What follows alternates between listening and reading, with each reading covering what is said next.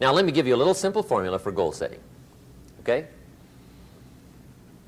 We take 2.5 hours on the weekend for the whole 10-year plan. We don't have time for that tonight, but let me get you started with a little simple formula Mr. Schoaf gave me, and maybe this will be helpful. First of all, I've divided goals into two parts. First is long range. Long range goals. That's your dreams. Your dreams for the next 3, 5, 10, 20, 30, 40 years. Actually, the rest of your life. Your dreams. You've got to keep dreaming. Ronald Reagan, president, said to the joint session of Congress a few weeks ago, "The Republic is a dream. And if we don't keep dreaming, we will lose the Republic." Your better future is a dream for yourself and for your family. Where do you want to go? What do you want to do? What do you want to be? What do you want to see? You've got to dream dreams. There's a Bible phrase that says, without dreams and visions, people perish. You've got to have something to go for that inspires the heart and the soul. Dreams. From the children of Sanchez, it says, take the crumbs from starving soldiers, they won't die. Take the bread from hungry children, they won't cry. But without dreams, we all will die. You've got to dream. Don't lose your dreams for yourself, for your future, for your family. The dreams of love and enterprise and travel and doing things, becoming something unique on your journey here. Don't lose your dreams. Do some dreaming. That's long-range goals. You've got to have those. So that's number one. Here's the second part of goals, short-range. Short-range goals. That's your goals for tomorrow, this week, this month, this year, the immediate future. We call these confidence builders. Because if you set up something short-range, go for it, get it, latch onto it, work hard, accomplish it. That starts building your strong feelings to go for your dreams. Now, I've divided goals into 3 categories. Here they are. Number 1 is economic. That's your goals for money, income, business, profits, production. Economics. Make sure you've got your economics well planned. Economics plays a major role in everybody's life. Economics is major, which means it ought to be meticulously well planned for tomorrow, this week, this month, this year, long range. What if you asked somebody tomorrow if you could see their meticulously well-planned list of economic goals? What would they probably say? They'd say, you some kind of a nut? You must be weird. Hey, I found out what success is. Success is doing what the failures won't do. Make sure you've got your economics well planned. It'll put you in the top 5%. One of the key little subjects we talk about on the weekend is the 7 fundamentals for wealth and happiness. And that's one of them, well-planned economics. It's a fundamental if you want to do well. Join the top 5%. Anybody in this room can join the top 5%, if you will. Okay. Now here's the second category of goals, things. Make a list of the things you want. And on my list of things, now I put everything. Little things as well as major things. Doesn't matter how small it is, it goes on my list. I used to just put major things, cars, homes. I don't do that anymore. I now load my list with everything. Everything. And the reason is, part of the fun of having a list is checking it off. That's it. Boy, at the end of the day, if you can go, got it, got it, got it, got it, got it, got it, whatever it is, right? You get into the habit.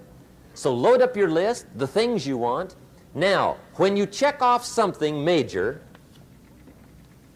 celebrate. That's an important point to make.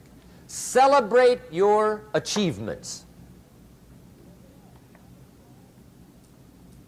Live it up. Have a party when you reach something you've worked for a while. See, we all grow from 2 experiences. One is called the pain of losing. The other one is called the joy of winning. We need both of them. Amplify them as much as you can, which also means make losing painful. If you set up something, fooled around, didn't get it, put it on yourself. On the other side, if you did get it, congratulate yourself. Self-congratulations is a sign of maturity. Seeking congratulations is a sign of immaturity. But hey, winning and losing, see, that's what it's all about. That's the name of the game. Now, some people lead such mediocre lives, at the end of the day, they don't know whether they're winning or losing. They got no clue. Guy's just going through the day with his fingers crossed. There's a better way. Okay, here's the third category of goals, personal development. Put those goals together, personal development goals. That's your goals to be stronger, more decisive, be a speaker, be a leader, learn a language, all kinds of skills. Okay? The whole weekend seminar was designed to improve all your skills so that you walk away more skillful. And that's what you want, the personal development skills. That's what attracts, that's what brings good things to your life, the person you become more skillful. Now, this is quite a package to work on. Economics, things, personal development. For tomorrow, this week, this month, this year, long range. Okay? That'll get you started. Now, here's the simple formula for setting goals. It goes like this. A, work on your goals. That's step one. Work on them. And I've put the word work there deliberately. Setting goals is plain hard work. I don't want to kid you. We haven't come here tonight to kid each other. It's work. I know it's work. That's why a lot of people just let it slide. It's work. Many people work hard on their job, but they don't work hard on their future. They just let that slide. And the work involved is making plans. I know most people don't. I understand that. But don't let that be you. Guy says, well, yeah, you work where I work, but the time you struggle home, it's late. You got to eat a bite of supper, watch a little TV, get to bed. You can't sit up half the night. Plan, plan, plan. And the guy's behind. Good worker, hard worker, sincere. But you got to be better than sincere, working hard. You got to be better than a good worker. You got to be a good planner. Somebody once wisely said, the people who fail to plan are planning to fail. Well said. So work on your goals. Here's step two. Write your goals down. That's so important. I teach my staff around the world, put your goals in your journal. Because one of the major people you want to study is yourself. Say, here's the list of goals I put together 3 weeks ago. Here's the list of goals I put together 2 years ago. Here's some of the changes I made, rearrangement of my priorities. I scratched these off, I put these on, I've gotten these. Study your accomplishments, study what your desires are. Put them on paper, write them down. Here's another reason for writing your goals down. It shows you're serious about doing better. And to do better, you gotta get serious. You don't have to be grim, but you must be serious. Everybody hopes things will get better. Everybody hopes. Poor people hope. That ought to tell you something. It means the future does not get better by hope. It gets better by plan. I used to have the affliction called passive hope. It's an affliction. It's bad. Probably what's even worse than that is happy hope. Now that is really bad. That's bad. Happy hope. The guy's 50 and he's broke and he's still smiling. See, that's not good. So get serious about your goals. Put them on paper. Write them down. There's all kinds. His goals, her goals, their goals. Business goals, financial independence goals, family goals. I mean, there's so many things to work on this that if you don't get busy and work on it, sure enough, the time will pass. And sure enough, 5 years from now, you'll wind up where you don't want to be, wearing what you don't want to wear, driving what you don't want to drive, being what you don't want to be. Now's the time to fix it. Now, here's the third step to your goals. Check the size of your goals and the kinds of goals.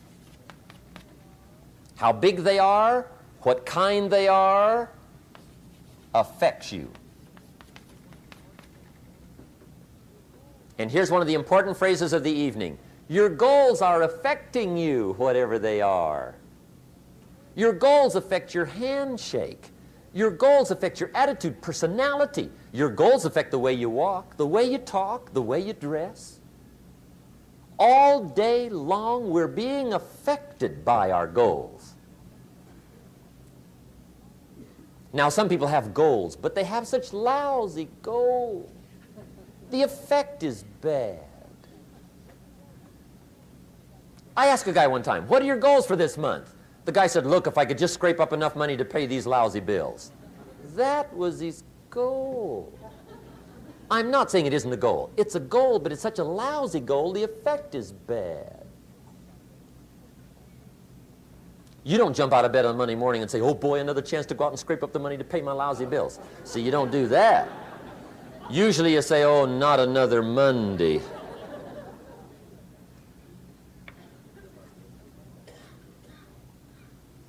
And some people have so given up on life, they have joined the thank God it's Friday club. How sad. Surely those are the same people, when life is over for them, will say, thank God it's over.